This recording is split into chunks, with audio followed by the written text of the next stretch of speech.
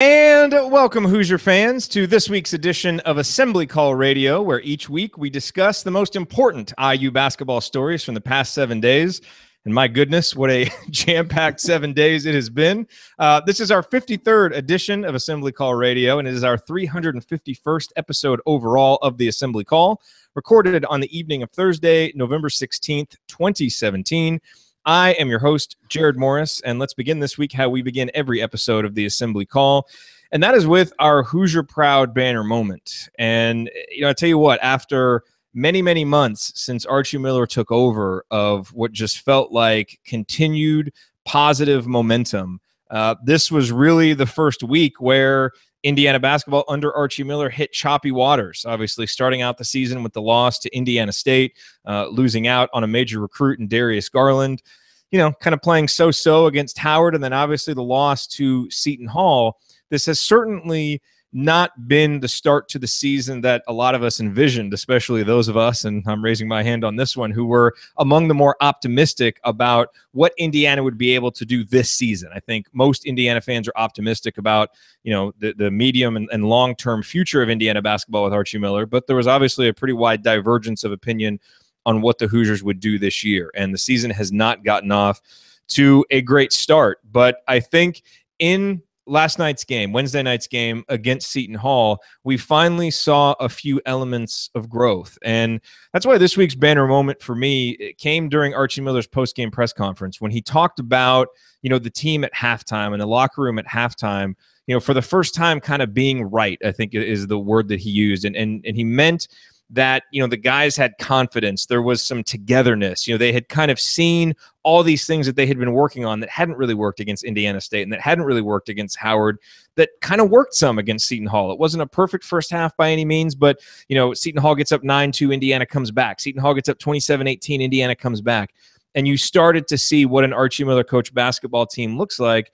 And I think that's important because as we go through this process of older guys unlearning bad habits and younger guys obviously being brought up freshly in the Archie Miller system, what needs to happen is these guys have to have confidence. They have to see it work to really believe and to believe in it together, and that they were able to do that in the first half. Now, the irony, of course, is that they came out in the second half and got bludgeoned. So clearly whatever worked in the first half didn't carry over to the second. But, we'll talk about this, whether we have to reset expectations a little bit, but it does kind of feel like we have to. And so if we're in this position where we're just looking for growth, we're looking for progress, we found that at least in the first half against Seton Hall, and that is something to hold on to and hopefully to build on as we move forward. And so in a week where there weren't a lot of moments where it looked like Indiana basketball was on its way to its sixth banner, that is the one that I will cling to for this week's banner moment. All right, well, let me now introduce my esteemed co-host for this week's show. Both Andy and Ryan, the normal co-hosts here on the Assembly Call, are out this week. Andy had prior family obligations, and Ryan, who was scheduled to join us this evening, is in Maui scrambling to find working Wi-Fi, so Godspeed in your quest, Ryan. But I'm very happy to have the official coach of the Assembly Call back with us, Brian Tonsoni. And seriously, Brian, is there anything that you don't do now? Because you're the faculty mentor for the world-famous Delphi Bracketology Club, assistant basketball coach for Western High School, a teacher, although you prefer to be called, quote, a lead learner, and then you also have a brand new sports podcast of your own called Sports Talk with Tonsoni. So you are doing everything, and it is now Tonsoni time here on the Assembly Call. So what's on your mind? Well, hey, thanks. We've done all three today. We had filming for Delphi Bracketology in the morning. We taught. We had a basketball scrimmage tonight for 3 hours, and now I'm joining you on the podcast. So it's a full day of hoops and sports, and that's how I like it. So the thing that's on my mind is I think all of us wanted to have that first half be what happened at Indiana of Seton Hall to be what happened in the first game of Indiana State, and it didn't happen. And we've played one good half. We've played two average halves maybe at best against Howard, and then we've had three really poor halves, and that can't continue in order to rack up some wins. But at least the first half of Seton Hall gave us a little bit of a glimpse of how competitive we can be despite a high turnover rate in the first half. And I think for me, a little shocked at the flip-flop of the veterans and the freshmen. It seems like the freshmen are playing at a little bit better pace and rate right now than the veterans. and that's a lesson. We're starting a new program in high school, and we're dealing with new terminology and stuff. And sometimes the older kids have to unlearn stuff while they're learning new stuff. And the young freshmen just come in, and this is all that they've known. And that doesn't mean that our older guys are choosing to have issues with it. It's just the default knowledge of 3 years or 2 years in one program versus new. And I think some of that's happening.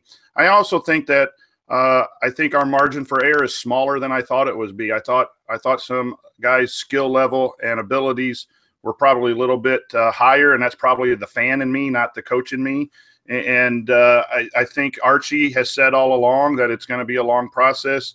He said people need to learn how to produce, and those of us in the fan world thought that they could get there. So I think it's a process. I think that first half of Seton Hall is what we have to remember, that let's hope we get to that sooner rather than later. Absolutely. All righty. Well, here's what we are going to discuss this week on Assembly Call Radio. We're going to kind of step back, take a big picture view of the program after these first 3 games, what maybe it changes, what it makes us reassess about what we thought going into the season. I'm going to give you some stats that really tell the story about Indiana's start, the good, the bad, and, of course, the ugly. And then Brian and I are going to spend some time talking about Robert Johnson, because he was really a hot topic of conversation after the Seton Hall game. And we're going to talk about, whether the expectations being placed on him are fair, what he needs to do to kind of step up and take that next step to be the player Indiana needs him to be. And then kudos to you guys, because you sent in some really, really good questions this week that are basically going to allow us to hit all the other topics I wanted to cover. And so we're going to hit those in our 4th segment. All of that coming here on Assembly Call Radio. First, this quick reminder, the next time that you are looking for tickets to a sporting event or concert, remember our friends at SeatGeek. You can download their app, which is incredibly convenient and easy to use, or if you just want an easy-to-remember URL that will take you directly to the IU basketball ticket listings on SeatGeek's website, here it is, iutickets.shop, not .com, but .shop.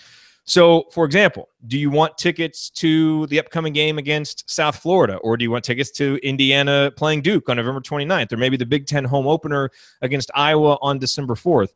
Even if you want to go to road games, tickets are available for every game on IU's schedule. And again, all you have to do to check out the latest ticket deals is you can use the SeatGeek app, or you can use that URL that I gave you, iutickets.shop.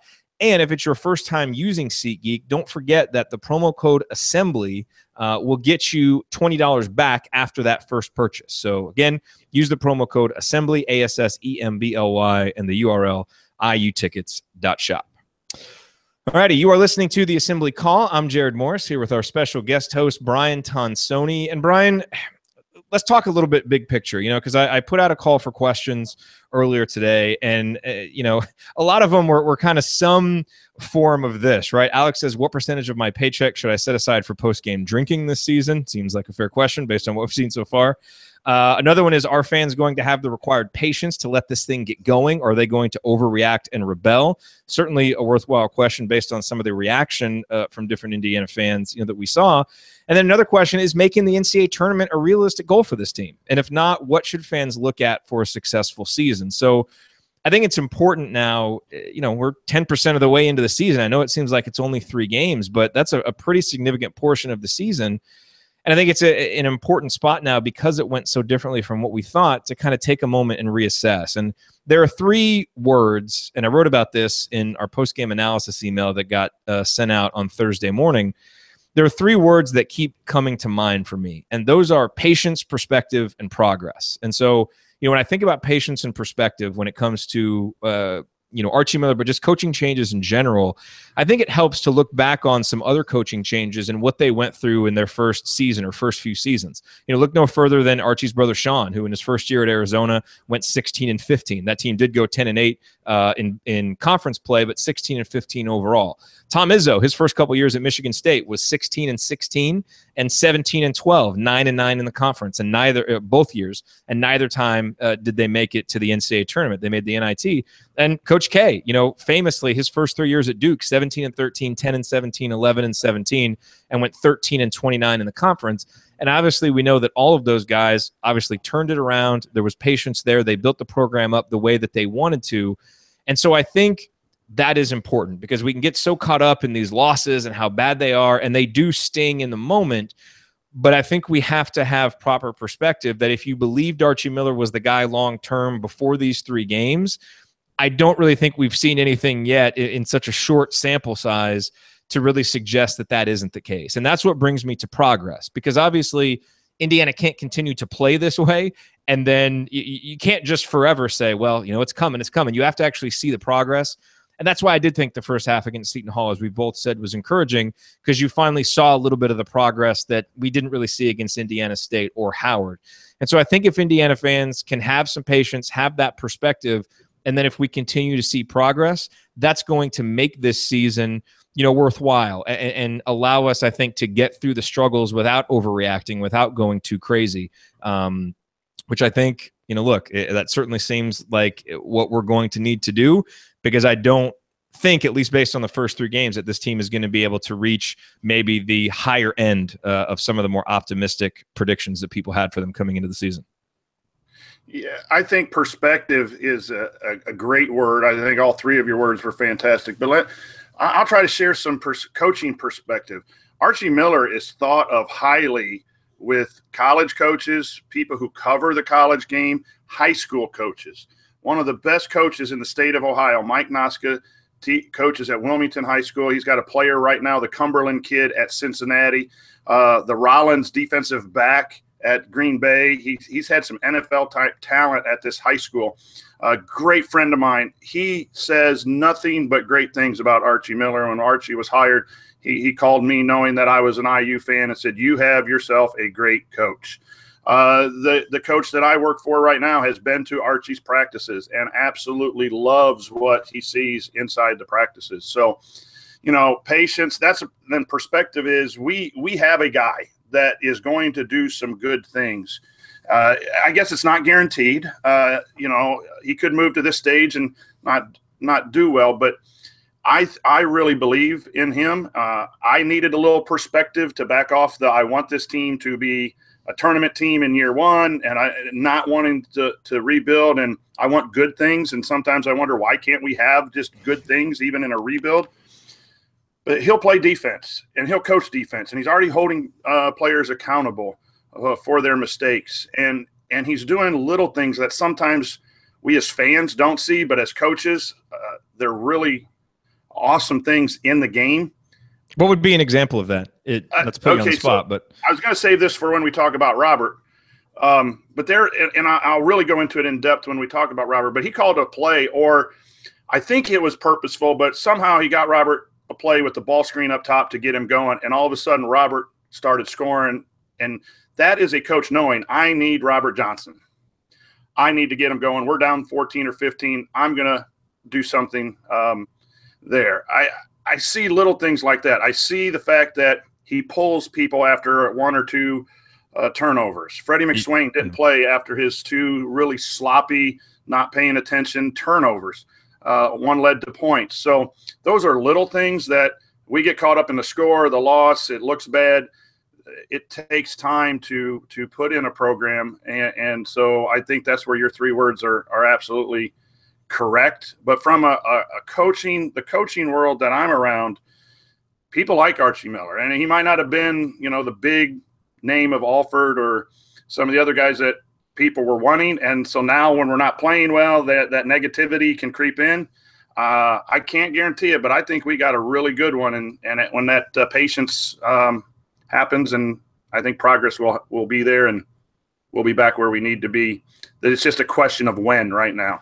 Yeah, another good P word is also proportional, because it's easy, if you watch games on Twitter, you go on message boards, there's always a very vocal minority that is loud, and some of these people are trollish, and they go in there and just kind of, make negative comments, or they do genuinely feel what they're saying, but they're just so reactionary, they're ready to jump off the building at the first sign that something's not going well. But the vast, vast majority of fans that I interact with understand this is going to be a process, understand it takes patience, and have that perspective. So, I always hesitate to address it too much and give too much credence to a small vocal minority, because I do think that the majority of IU fans, despite how rough 3 out of the last 4 years have been, understand that this is something that hopefully is building for the long term, but it might mean in the short term that Indiana's going to have to take some lumps, and certainly that's already happened. You know, you're seeing some flare screens. You're seeing some pin screens. We're feeding the post well. The attention to detail on defense in the first half was a lot better, even though we gave up 57% shooting. There's a lot of good things. It's just not enough of them, right? Yep. Or there's some good things happening in small bunches. And those are things that in a rebuild like this or a new situation, I think we really need to focus on.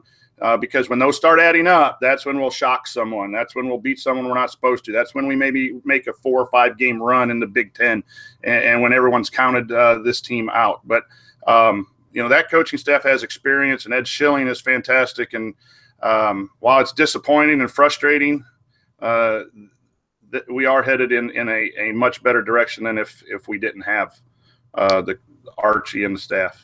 Yeah, and as Archie said on his radio show, it's going to take a lot of time. We're teaching a whole new style, a whole new culture, a whole new identity on and off the floor, and that will take time. And again, we just as fans are going to have some patience, have some perspective, but hopefully we continue to see some progress that continues to give us reason to be excited. All right, coming up on the assembly call, we're going to dive into some numbers, and some numbers that really tell the story of the early season for Indiana, the good, bad, and the ugly. That's coming up next. Stick with us.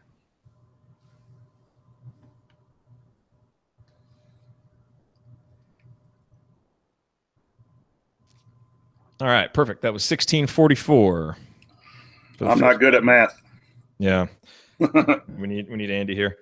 Hello to everybody on YouTube. Awesome to see you all here. It's awesome to see so many live viewers when, goodness gracious, we've had a lot of YouTube events here over the last week with all the games. Who's running the chat room? It's a I good don't question. see it right now. Yeah, we got Alex is in there, Chad's in there, so we've got some. Those are my guys right there. Some of the usual suspects are in there. Family. That's right. So awesome to see you guys in here. Yeah, Ryan was bummed that he couldn't make it. They were supposed to have Wi-Fi where they were staying, and he texted me today, and they didn't have it, so he was none too pleased. Let's see. So we've got 8 minutes and 59 seconds for this segment. So we'll try and hit this fast. And one thing, someone gave me some really good feedback earlier today, asking me about some of the stats we use on the show. You know, he was because, you know, we had mentioned like, you know, Robert Johnson's only using like 19.1% of possessions this year, and kind of what that means and what is a good number. And it's interesting because there's not necessarily a good number for possessions used. It's all, that one is certainly all context based. Like I think for Robert, using 19% of possessions is too low. Like I think this team needs him using more possessions. Like Newkirk is using 24. There's no reason they shouldn't be equal, or Robert should be, you know, using more possessions than Newkirk. And we'll get to this obviously when we talk about Robert, but I think that's a number where it's actually indicative of some of his reticence to make plays and be assertive. So that number I think tells a lot. But anyway, I'm trying to make a mental note to explain those better and give more context, because I know if you're not on KenPom every day, it's, you know, it boils down. You want your best shooters using possessions more than you don't. You have best players for a reason. It's not an equal opportunity sport. Yep. I mean, he's 7th on the team, and that can't be sustainable. I don't know what a great number is. Like if you reach 26, that's good or bad, right? Because we don't have those analytics at our level. But if he's 7th on the team in usage, that's not good. No, that's not what you want. Okay, so for this one, so I've got some stats in here.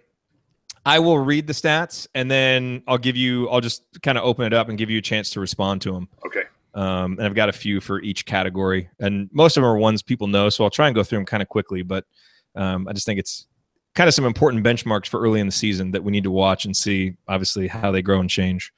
What did I say? We have 8:59 for this segment. Okay. So I'll keep you posted in the chat. All right. Ready? Here we go.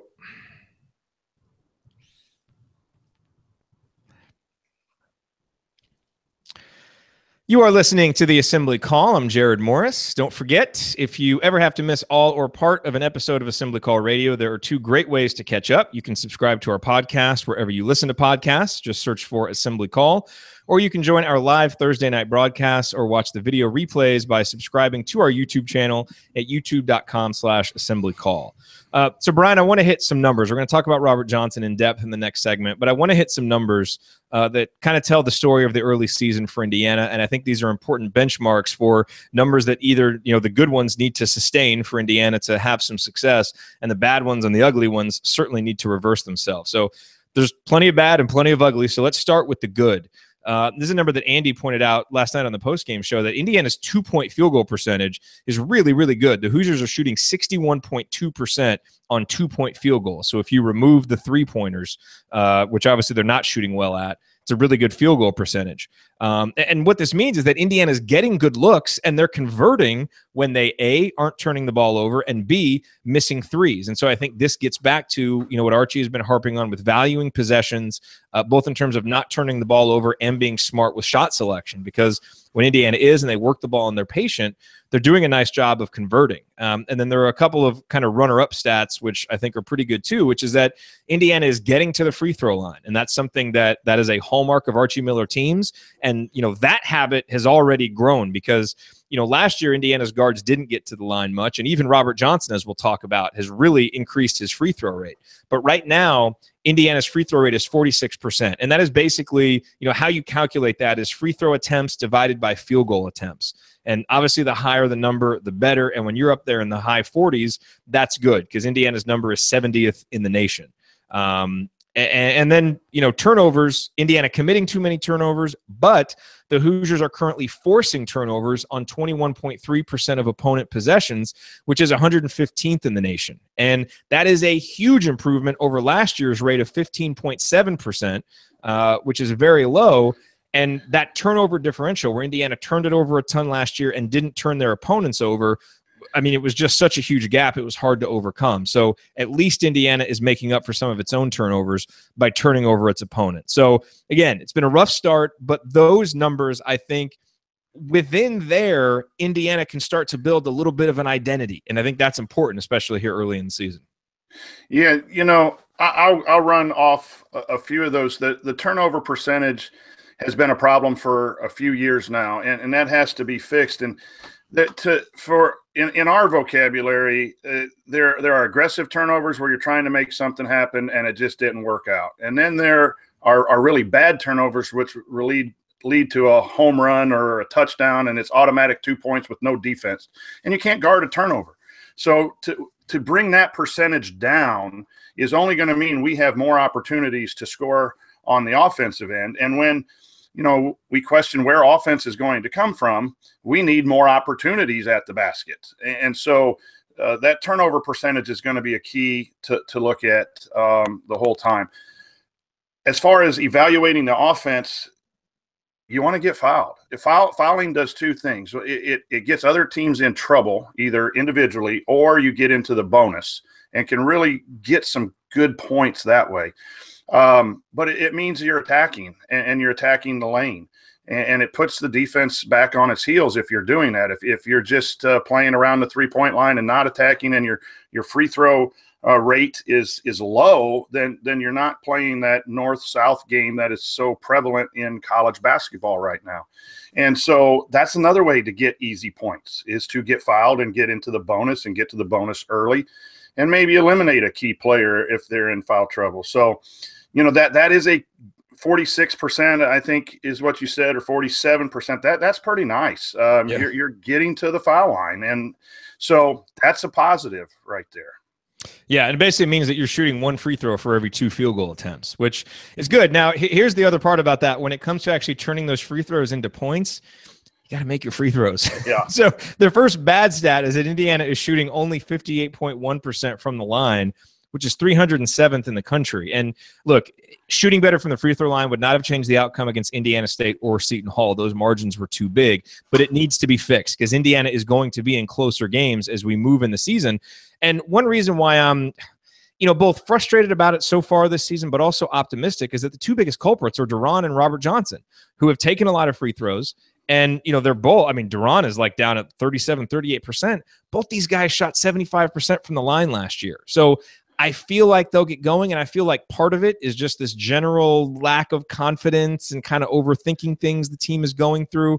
I think long-term they'll be okay there, but that's something to watch because if you're going to get to the free throw line, you got to convert. And then obviously we've talked about the turnover issues. Indiana is turning it over on 22.7% of possessions. That's 271st in the nation, which is actually better than last year in terms of ranking in the nation. But what's interesting is Indiana's turnover percentage for the season last year was 21.4%. So, just you think about that through 3 games, Indiana has been worse than what the Hoosiers were on balance last year. And we know they were really bad last year. And then, Brian, let me throw out a couple. Those were the bad stats. Here are the ugly ones. And I want to get your take on these. Indiana's effective field goal percentage allowed. And basically, effective field goal percentage adds a half point for a 3-pointer. So it's always going to be a little bit higher than a normal field goal percentage. But Indiana's effective field goal percentage given up is 60.4%. That's 313th in the country. And, you wonder why it's so low. Well, obviously, or, why Indiana's ranking is so low. Because they're allowing opponents to shoot just a crazy amount from the 3-point line, obviously. And this is where I wanted to talk to you about, Brian, because we know Indiana's moving to this pack line defense. And we know that, you really want to eliminate some of the dribble penetration and that one of the weaknesses can be leaving 3-point shooters open if you're not good with your rotations, if you're not good with your closeouts. What are you seeing defensively from Indiana that is – leading to some of this crazy 3-point shooting, or is it just kind of an anomaly, from 3 hot shooting teams? Like where do you see the problem there? Well, there's some hot shooting that happened, but they're not locked in defensively in the pack line.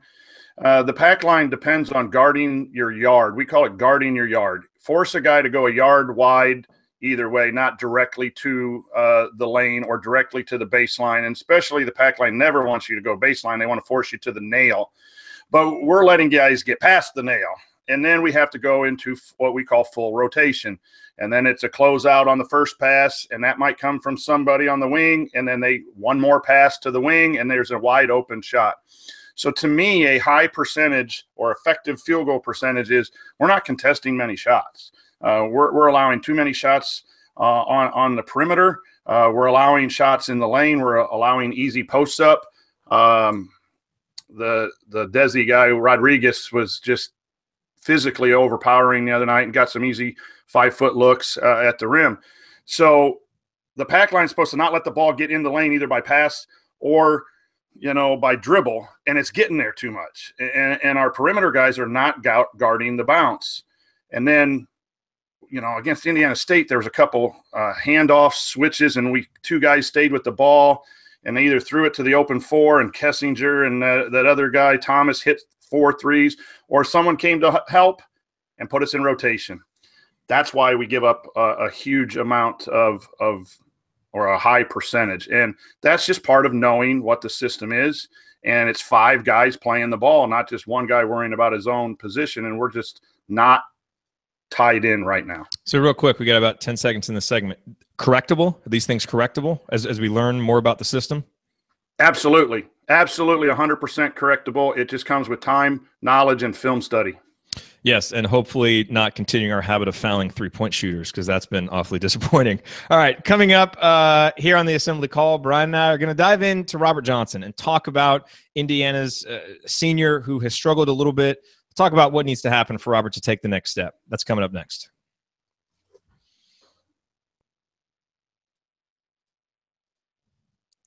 All right, 9:17, so perfect. We fouled a 3-point shooter at least once in every game, and I think in a couple games we did it twice.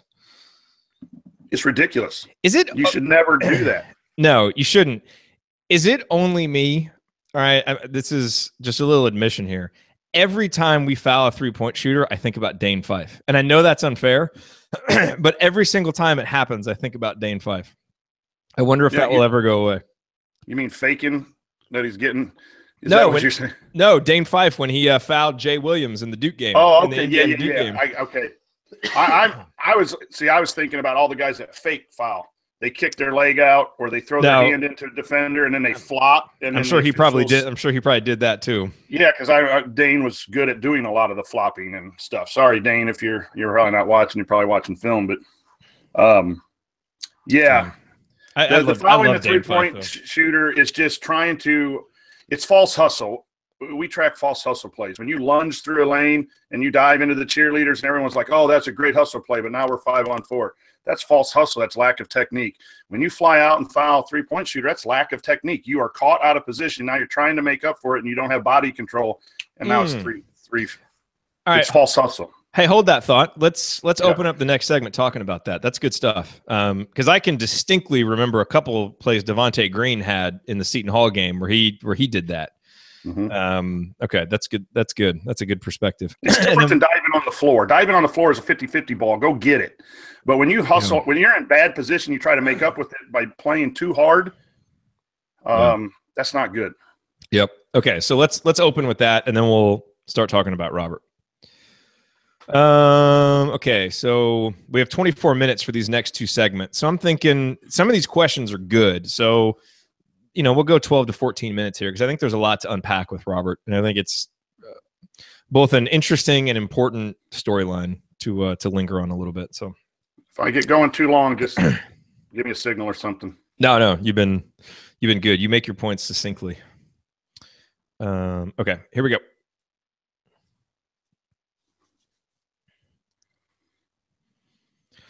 You are listening to the Assembly Call. Go to assemblycall.com/join right now to learn how to subscribe to our email newsletter. And if you want to get more out of being an IU basketball fan, then you really do need to be on our newsletter list because you will get our weekly Six-Banner Sunday news roundups as well as our post-game analysis emails. It's like 2,000 words of post-game analysis that we don't post anywhere else. It's only for our email subscribers, and it's all free.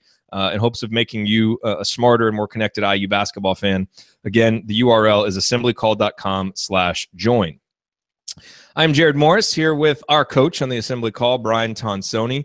And Brian, before we jump into Robert Johnson, in between segments there, you were telling me something really interesting about something that you guys track called fake hustle, because we were talking about how Indiana has been fouling too many 3-point shooters. Walk us through real quick what you mean by fake hustle. Yeah, fake hustle, false hustle is a player trying to make up for a mistake, being in bad position, not doing what they're supposed to, by doing something extraordinarily hard and then making a second error. For example, diving through a pass into the cheer. I always say you're diving into the cheerleaders, and then everyone claps because you made a great effort, but now we're 5-on-4. So that's false hustle. You did not use the proper technique to contest that pass.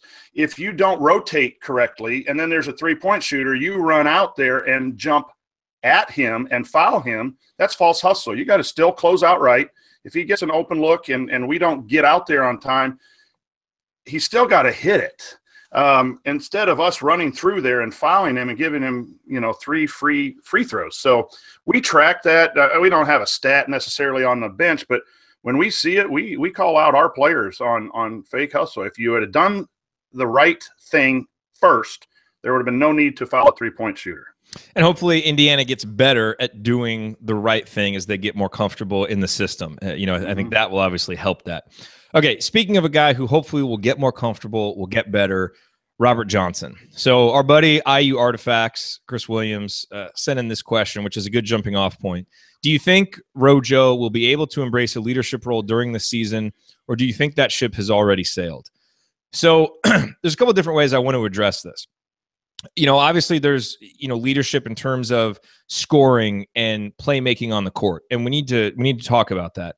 But there are a lot of different ways that someone can lead. And I think, we've heard a lot through Robert's career that he maybe isn't the most vocal guy, maybe isn't the most comfortable being a vocal leader.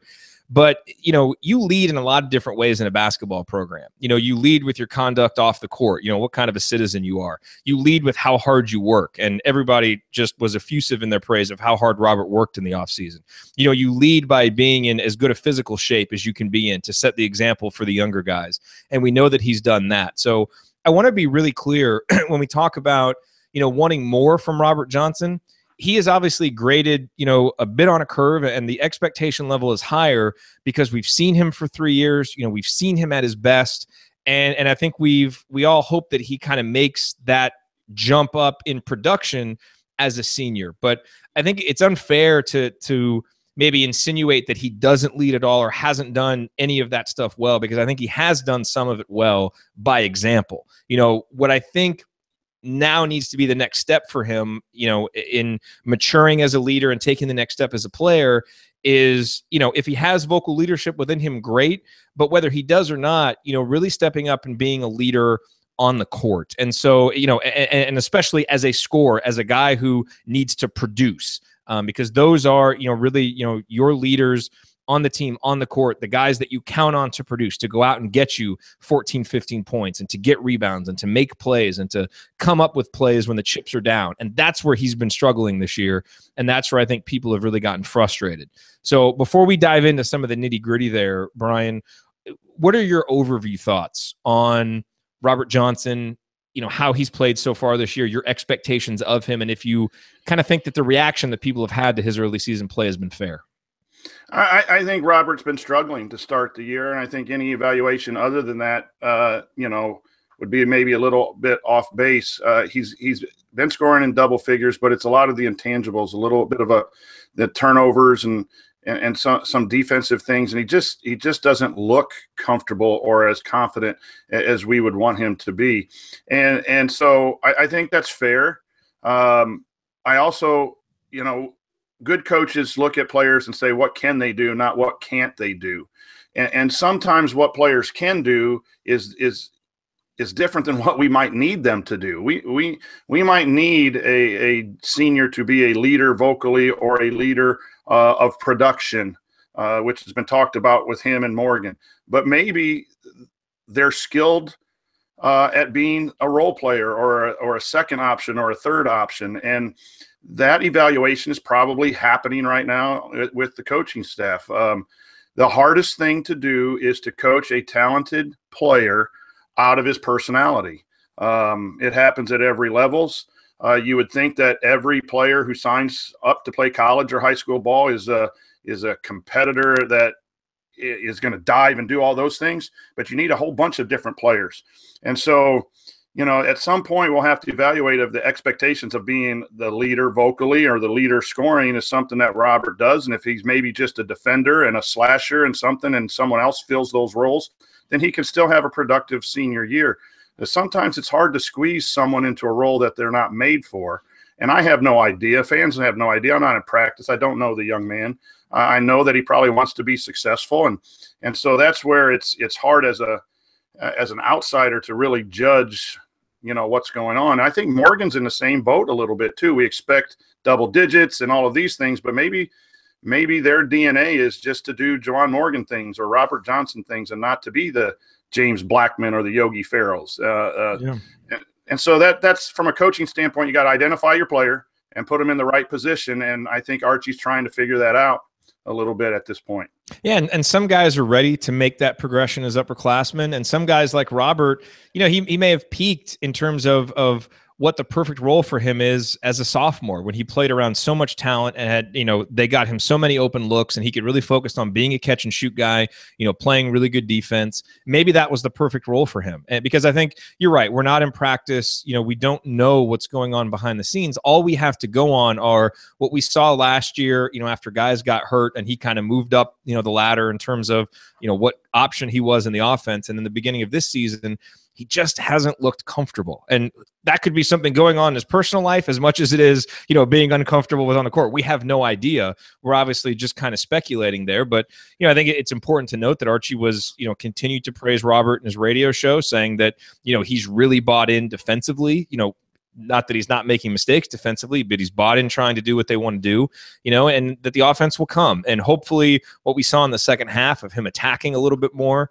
yes, the game had already been decided. And you'd like to see him be more productive offensively, in the first half and early in the second half when the game is still in the balance.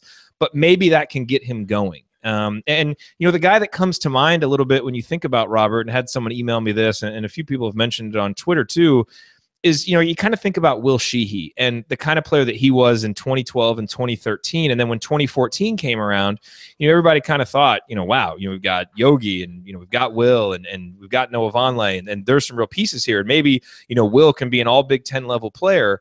And it's not a perfect comparison between the two, but there are some similarities. Will never quite seemed to look comfortable taking that step up. He was really comfortable in that sixth man agitator role, being able to come in and do Will Sheehey things, kind of like you mentioned, earlier. But, his efficiency dropped. He actually used fewer possessions when he was on the court, showing that maybe he was just a little bit less assertive and not quite comfortable in what his role was in the offense, kind of like what we're seeing with Robert now. And that just happens with some guys. And so I think we do want to be careful not to judge a guy harshly just because he's not living up to our expectations. It could be that our expectations are wrong, not necessarily that he's really doing anything wrong. And I think you make a great point that it's up to the coaches to figure out what does he do well. Let's put him in a position to succeed. And maybe it's, with guys like Devontae Green and Al Durham taking more of the playmaking role in the offense and him stepping back and trying to get him those catch and shoot opportunities. But whatever it is, I think it's so important for the rest of this season for Archie to unlock a good, confident Robert Johnson, because goodness knows, he's going to be really needed, especially as Indiana starts playing in tough road environments and the season goes on. He's got experience, and we know he has skills to be productive. Hopefully we can get that and then get a consistent level of confidence back from him. A couple things. He wore the gold jersey. That speaks volumes to me. I love what Archie's doing with that gold jersey. So he's had bad performances in games, but that shows he's not dogging it in practice. I don't think it's a personal thing. I don't think it's a he doesn't like Archie thing, or some of the things you might see in players that have attitudes in their senior year. I don't buy that one bit. I think he's given everything he can to the Indiana basketball program. For some reason, the carryover is not happening, and Archie said that in a interview at some point. And that might just be a personality thing. That might be like you said, Will Sheehey just not fitting in. And that's where I thought Archie did a good job there. And I wish I wrote down the time, but Robert got the ball at the point and they set a flat ball screen and he went to work. And I think he did that 3 or 4 times. And he just looked a lot better. And sometimes coaches have to call a play. I'm big on, who are our players that we have to get going in the first quarter? Because if not, they might unfortunately disappear not by choice. That's just what happens. So if someone sees success, then they might have 30 minutes of success. And so Robert might be a guy that Archie might have to say in the first 4-minute segment, we're going to run something for him to get him going early in the game, because I think it worked at the 7 or 8 minute mark. Whenever that happened in the second half, I thought Robert's play was a lot better after that, and that's a good move on Archie. Yeah, and it's one of those hard things. I thought Andy and I were actually pretty tough on Robert on the post-game show last night, and I've spent a lot of time since then thinking about it, and wondering if we were a little too hard and not understanding enough. And there's a fine line between, making excuses for a guy and, accepting less than what they're capable of and all that stuff.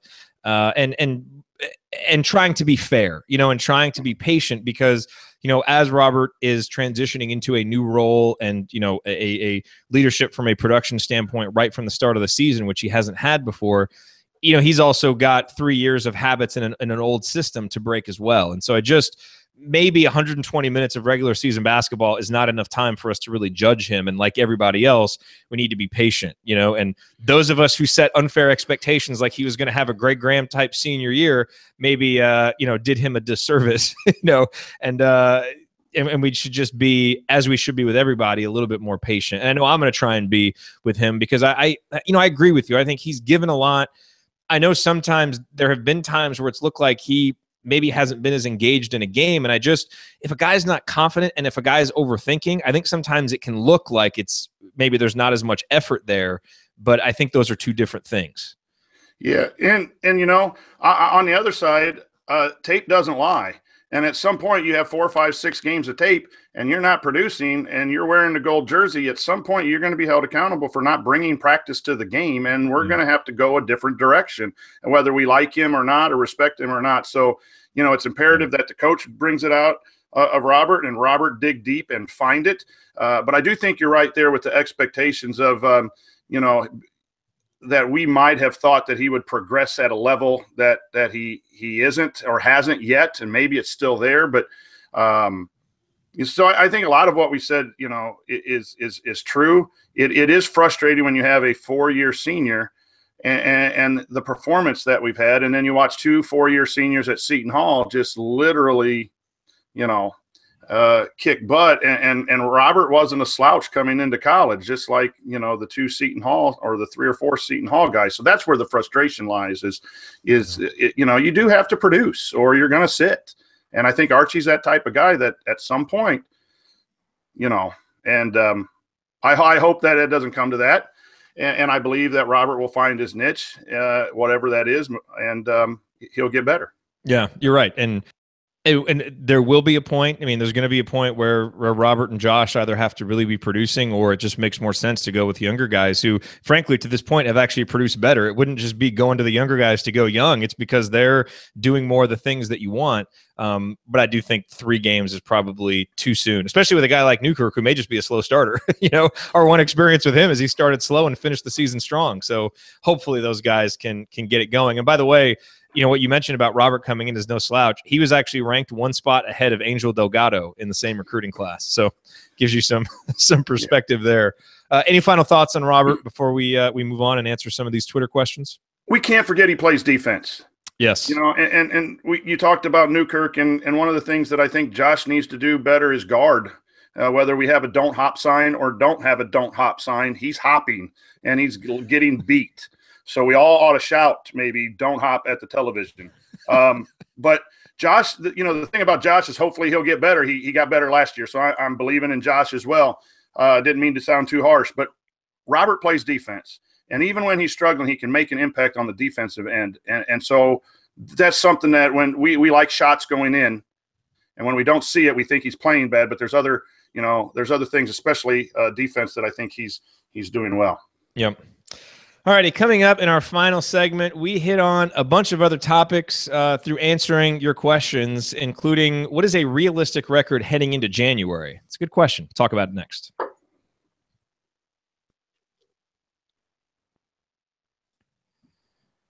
right, that was 1540. Good stuff. I think we got through a lot there. I think we were mostly fair. Yeah, the don't hop stuff probably shouldn't have done, but no, that's he doesn't guard. I mean, I sit here and I'm watching the game. I'm not even watching tape. I'm watching it live. He does not guard. He did not run back. You made a point in the post game that it was 40 as a 9-point game, and when it ended up going to 53. Yep. The 3-point play that took it from 50 to 53 and literally ended the game. He jogged back.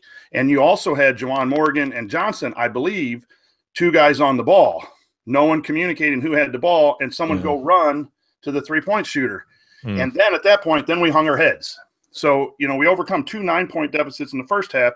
We weren't able to overcome the third one because of miscommunication and, jogging back. We had a little bit of that tonight, and that's why my voice is a little scratchy. You don't jog back. The court is not slanted. It's not a hill. We have 7 minutes and 44 seconds for this segment. The other thing, tell me if you think this is ridiculous, because it may be. I think you were talking about like fake hustle or false hustle. I think some guys have false defensive stances. Yes. And Newkirk, I think, is a guy like that. He gets low, but it's like he bends his back and like he looks low and it looks good, but it's not an effective position. Like OG had an amazing positioning. Like when he got low, like it was just, that's what it should look like. And Newkirk to me is always, it's like a fake stance, I think. Would be the you don't want to be this. You want to have your back straight and bend your knees, and then you want to push and slide with your feet. And what the serious don't hop is when the first dribble goes right or left, if you jump up with both feet and then land with both feet, you're beaten at the college level.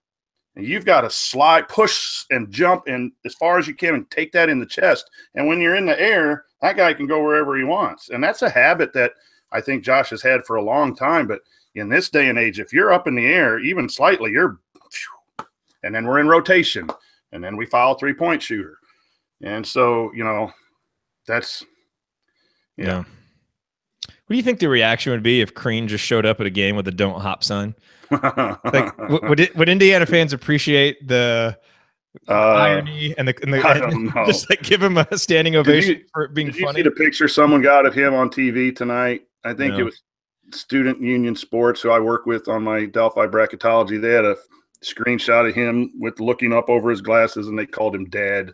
Yeah. It's kind of sad. I wonder if he's going to do any IU games this year. Oh, that would be be compelling. I'll tell you, he's a solid man.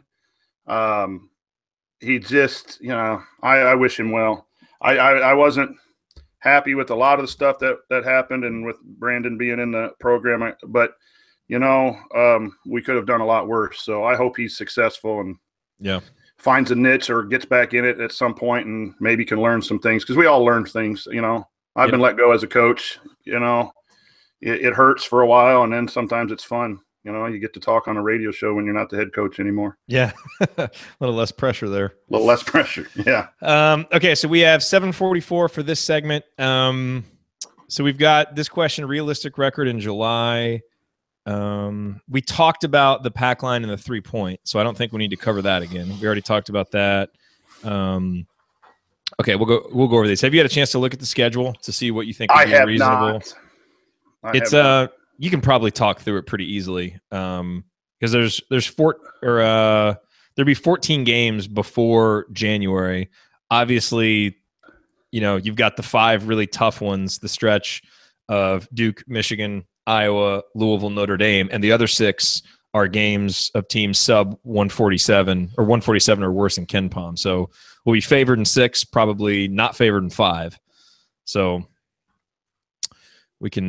Which one would be the 2 Big Ten and the 3 non-conference, right? Yeah. Because at this point, Iowa's favored over us in KenPom. Yeah, I'm still used to doing the non-conference and then starting up in January. So, I break it down and what's your non-conference record going to be? What's your Big Ten? I'm kind of crazy. I think if we could pull one of the remaining 3, I don't think Duke's going to be it, but you catch Notre Dame. Louisville had a game against George Mason where they played it close. If you can catch one of those, and what would that put us? 3 losses against the really good teams, 1 lost to Indiana State. That's 4 losses in the non-conference. Mm-hmm. There's an outside chance that we still can compete for a tournament spot, especially if we can get some good win. A couple wins over really good teams in Big Ten play. Yep, and some road wins. If it comes on the road now, that's even. You pull one out on the road that you're not supposed to. And here's the other thing, that I never want to be in this position, but teams are going to overlook us. Mm-hmm. And they're going to see we lost to Indiana State. We only beat Howard by 9. It's Indy, and high school, college kids. I'm still in high school. College kids are just as bad as high school kids at looking at that stuff. And they come into a game and don't bring their effort. And that was the difference in game 1. One team was locked in, Indiana State, and the other team wasn't locked in. And then it was a tsunami, right, of perfect play versus horrible play.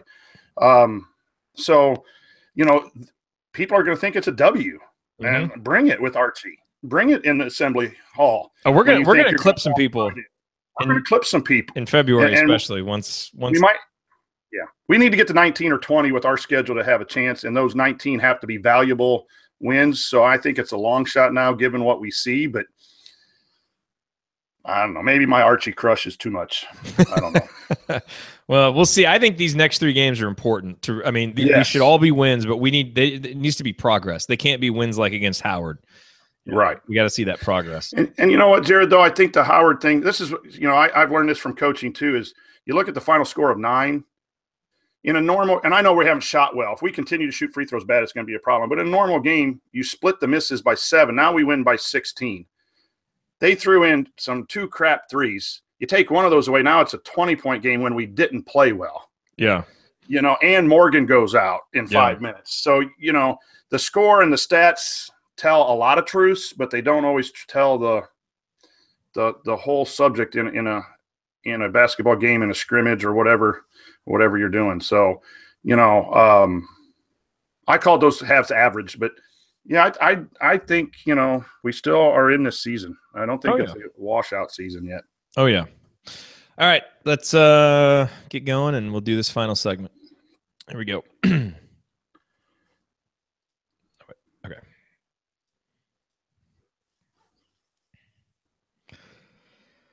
You are listening to the Assembly Call. I'm Jared Morris here with Brian Tonsoni, our special guest host this week. And Brian, we've got some Twitter questions. Let's hit these up and cover some other topics that we haven't talked about yet. First question comes from Josh, who says, what's a realistic record heading into July? I look over our schedule and can only come up with 8-6 or 7-7 as a best case. So, look, I think 8-6 is realistic. You win all the 6 games that you have against, teams that are 147th or worse in KenPom, and you beat Iowa at home. You're 8-6 heading into January, and probably feeling, okay about yourself. Not as great as you hoped, but given what's already happened, you can probably live with that.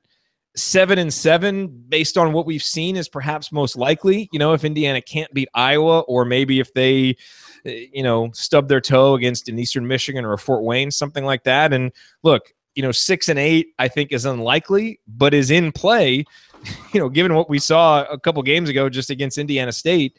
If Indiana doesn't come ready to play against Eastern Michigan or Fort Wayne, those teams could beat Indiana. And we learned that. Hopefully Indiana learned their lesson. So I would say, look, I'm always the optimistic one, so I'm thinking probably 8-6, because I do think that we'll win at least one of those 5 tough games sandwiched there in the middle. But you could probably make the argument that 7-7 is most likely, unless we really see some progress here over these next few games to suggest that Indiana's really put their poor performances against Indiana State in the second half of Seton Hall in the rear view. What do you think about realistic? I think, that's a realistic call. I think we split the Big Ten games. It could go either way with those. I would like to see us maybe pull off a Notre Dame or a Louisville. I think Duke's definitely out of the question. The first half against Seton Hall has me believing that if we can stretch that out to a full game, then we can compete with some people. And if they take us lightly now because they see us losing and not playing well, and especially in our house, or maybe even a neutral court. But I think 7 or 8 is probably realistic. If we do get one of those and win out, and we're 9, win one Big Ten game and win one of the non-conference big, we're at 9-5, and we have an outside chance of making a 9-10 seed possibly. But so that's maybe a dream, but I don't think that's not impossible. Don't you think that this, and maybe it won't happen this year, but certainly with the program moving forward, don't you think that we will be better on the road in a neutral courts with Archie? Just simply because, the focus on defense, the focus on toughness, and those seem to be things that we especially lacked the last few years when we were playing away from home. Yeah, I'm like, though, all the fake news.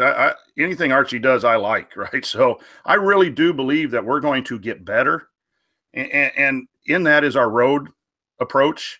I think that's going to, or I look for us to surprise someone on the road, not just someone we think we can beat. And I think, we'll get better at the end of the year, which has been a problem in the last few years too. Yeah. And we might string some games together. Yep. All right. Wesley asked, do you think this season's success or lack thereof will affect recruiting for next year? Yes. I don't think a poor season this year devastates us. It means that we aren't going to have a chance at Keon Brooks and Trace Jackson Davis and Trenton Watford and all those guys, and even Romeo Langford. But look, you're recruiting a guy like Romeo Langford, who's probably going to play in college for 1 year. He wants to have success. And if he looks at Indiana as really being far away from competing, for a conference championship and a deep run in the NCAA tournament, that might push him to go somewhere else. And the same can be said of any of the high-profile guys Indiana's recruiting in 2019 that consider themselves, potential one-and-done guys. So I think you can still recruit early in a coach's tenure if you don't have great success in the first and maybe the second year. But I think it definitely puts you in a better position to get those elite players if you do have some success, or at least show signs that, hey, we started off the season poorly, but we've got it going for next year. You come in, you can help put us over the top. You've at least got to be able to show something that's going to make that guy believe. So I do think it can have an impact. Chris asked, why isn't Clifton Moore playing? Look, I think Clifton has a long way to go, especially defensively. I don't think the Seton Hall game was probably a great spot to put him in, because he probably would have gotten manhandled and maybe lost any confidence that he's been building. What do you think, Brian, about where maybe these next 3 games, are these spots Archie can get Clifton some playing time, or do you think he's still far away. And I know you've only seen him play for a few minutes in the games that he's played so far. Yeah, from the athletic standpoint, I would like to see him get a few minutes just to develop, because I think you need game reps as well as practice reps. But when you're trying to win games, you can't really afford to put someone out there that's just testing out, whether they can play or not. So hopefully there's some time and score situations where Archie might feel comfortable to put him in these next 3 games. And until then, he could be someone that has to practice for a month or 2 before he's game ready. Yeah. And look, guys like OG Anunoby and Juwan Morgan didn't play a ton their freshman year and really came on toward the end of the season and gave that team a big boost. And I continue to think Clifton has that kind of potential. And while he's probably not going to be, a plus defender or even an average defender this season, he's got some offensive skill that could be really important for this team down the stretch and could add a unique element coming off the bench. So hopefully they can get him, to a point where he can play. Here's an interesting question, and send this to you first, Brian. This is from Carl. Who takes the last shot with the game on the line? Like right now, if you're the coach for Indiana, game on the line, what are you drawing up and what's your lineup that's on the court? I'm going to Devontae Green, 1-4 flat, go to work, son, lift and score. I just think he's the guy who might be able to create something, and I think he's got some guts, or as Bill Raftery would say, onions or whatever. I think he's got it, and as he develops that confidence, I would see that you would maybe go to him, and he's a sophomore. Other people you might say you go to your upperclassmen, but my call right now, from my limited knowledge without being at practice, it's Devontae. He made some big shots in that Seton Hall first half, that's for sure. And maybe depending on matchup, you might go to Duran. Obviously, with Duran playing like he did against Seton Hall, if he's not on the court, you can't do that. But if it's a particular matchup where he really has an advantage, maybe you try and dump it down low. Who would be the guys that you'd have on the court, and who might be your second option outside of Devontae? Because I think most people at this point would say Devontae based on what we've seen. You know what? And again, I don't know what their offensive philosophy is this, but I might put Juwan Morgan in an isolation situation, as a 4, if depending on the other team might have their best defensive guys out at that point, but if he's got a bigger 4 on him, I would maybe try to isolate him down low, depending on if it's a 1, 2, or 3-point game situation. But there's a guy too that I think could do some dribble attack to the rim, or even a post-up move against a guy that might be he's a little more athletic too. So that would be my second choice. Yeah. And then you have to have your defensive guys in. You have to have Davis for rebounding. And so those are some of the thoughts I'd have. I like it. All righty. Well, we are up against it. That brings us to the end of this week's episode of the Assembly Call. If you want to see us do the show live and be part of the live chat, join us at assemblycall.com on Thursday nights for the live broadcast of our Assembly Call radio recording. Or you can always subscribe to our podcast by searching for Assembly Call wherever you listen to podcasts. And don't forget to go to assemblycall.com/join and join our free email newsletter. Thank you for listening. We will be back to talk IU hoops again with you next week. Until then, keep your elbows in and your eyes on the rim. And go Hoosiers.